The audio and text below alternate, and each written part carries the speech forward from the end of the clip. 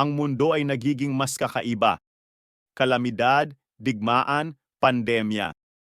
Di natin alam kailan darating ang susunod na krisis. Kaya ngayon, ihahanda ka namin sa susunod na pandaigdigang krisis. Kumuha kami ng bawang at nilagay sa isa sa mga bote. Ilalagay natin ang beans sa unang bote gamit ang sukat na 4 na daliri.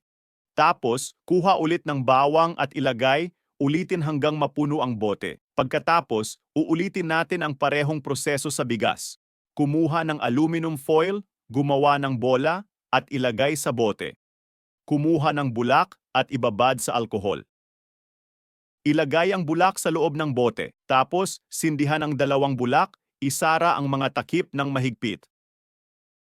Gumamit ng electrical tape para silyuhan.